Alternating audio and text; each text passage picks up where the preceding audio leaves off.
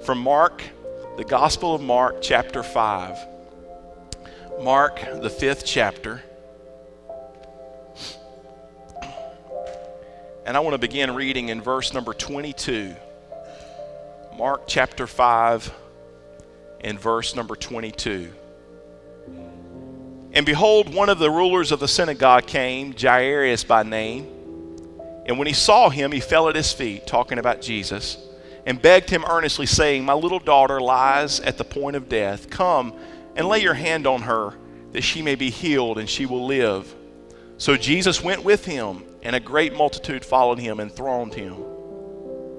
Verse 25, Now a certain woman had a flow of blood for 12 years.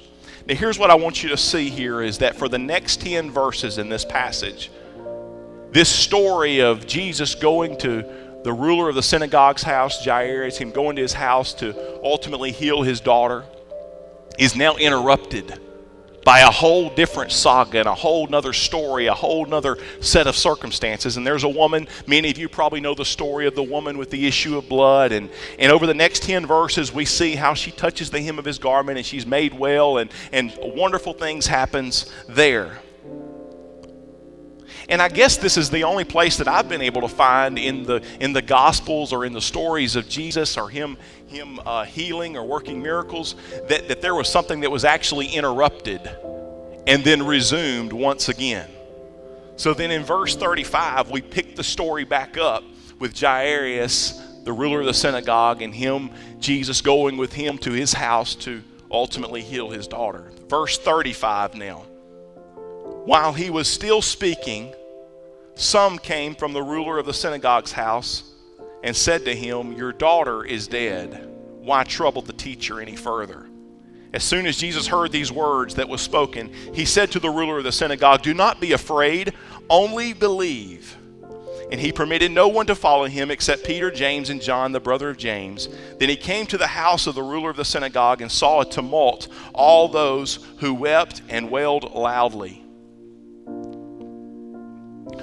When he came in, he said to them, Why make this commotion and weep? The child is not dead, but sleeping. And they ridiculed him.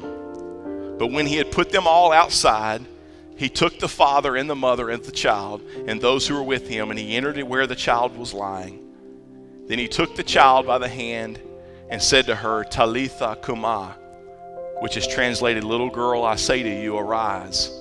Immediately the girl rose and walked, for she was 12 years of age, and they were overcome with great amazement. As we look at this story just for a few moments this morning, I want us to pick out just a couple of things. I want us to see the faith of this ruler of the synagogue, Jairus, as he comes to Jesus. Can I tell you that he is the first and only answer to any issue or problem or struggle in our life?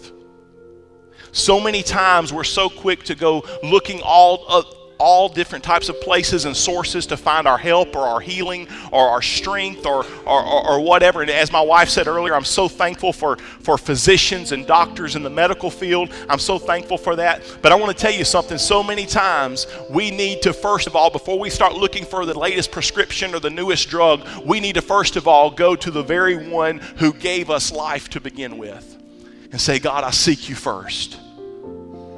Jairus did that, and he came to Jesus and he fell at his feet and he begged him. I don't believe we have to beg God, but that was what Jairus did that day. He begged him earnestly, and he says, I believe that if you was to come to my house and lay your hand on my daughter, I believe she would be made well. And Jesus says, okay, I'll do it. I'm going to tell you something. I believe so many times I counsel with people, I talk with folks all the time, and I hear and I see how so many people seem to have such a warped vision of who God is in their life. Well, God wouldn't do that for me because I've done this, and that, and the other. Or why would he care about this situation in my life? But I'm going to tell you something. God's a lot more quicker to say okay in our lives than we think many times. If we will just go to him first. If we'll just seek him first. And so he says, okay, I'll go. I'll do what you've asked. And so now they're on their way, and all of a sudden, you can imagine the excitement and the anticipation in Jairus' life now. He's now got Jesus, the teacher, the healer, and they're going together to his house now, and his daughter's going to be made well, and she's going to be made whole, and it's going to be a great day, and you can imagine just the excitement and the anticipation in his life. And then all of a sudden, this whole scene is interrupted and disrupted by this whole other situation that takes place. Let me ask you something. Have any of y'all ever felt like you've been put on the back burner? Have any of you ever just felt, I mean, we can just be honest with ourselves and be honest with God. He already knows anyway. Have any of y'all ever felt like he just kind of forgot about us a little bit? You ever look around and see what he's been doing over here in this situation and how he worked a great miracle over here, and meanwhile you've been praying and seeking God for something in your life and nothing seems to be happening in your life, and you just feel like you've been kind of pushed aside a little bit? I think we've all been guilty of feeling that to some degree. I would imagine that would be some of the temptation and some of the emotion and feeling possibly that Jairus felt that very day. As now all of a sudden over these next 10 verses, there's this big, huge demonstration and miraculous work that takes place with Jesus, and he's standing over on the sidelines just watching. But Jesus, I thought you were going to come to my house. My daughter's about to die. She's sick. I've begged you and I've pleaded with you. And now your attention's on someone else. Now you're performing this great miraculous thing here. What about me? Have you forgotten about me? And as Jesus performs this miracle, in the last words he says to the lady with the issue of blood in verse 34, he says, "Daughter, your faith has made you well. Go in peace and be healed of your affliction."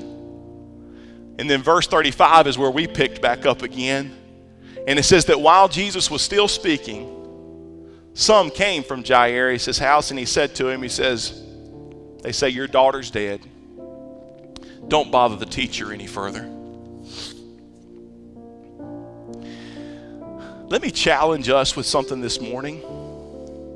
That there's some things in our lives that naturally, in the natural, we need them to die. There's some things in our lives that need to die.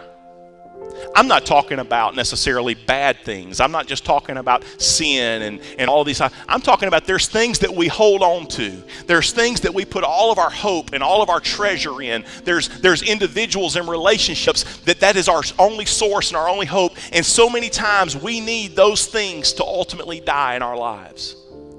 Because I believe that when those things die in us, then now there's an opportunity for us to truly and completely rely on the very one who can bring life to any situation. Because as I said just a moment ago, we're so guilty as humans of looking for our help and looking for our source in so many different things and places, because there's something still alive out there that will allow us to be able to bring life into our life. But when things die, when that situation dies, when that relationship dies, when the marriage fails, when the checkbook is in the negative digits and there's bankruptcy, when the doctor walks in and he throws his clipboard on the table and he throws his hands up in the air and he says, "There's nothing else we can do." I'm going to tell you something. As believers, we need these situations in our lives. So while Jesus now is on his way to Jairus' house, has been interrupted, some of the folks from his house come and says, "Don't bother him anymore because your daughter's gone." The coroner has come, given his report. There's no more pulse. There's no more heartbeat. There's no more life there. She's gone. Let's begin to plan the burial process now. Don't bother him anymore. And then Jesus speaks up. I'm glad that the voice of the adversary in our life that says you might as well give up, you might as well throw in the towel, there's no more hope for you, I'm glad that he doesn't have the final say in our lives, aren't you?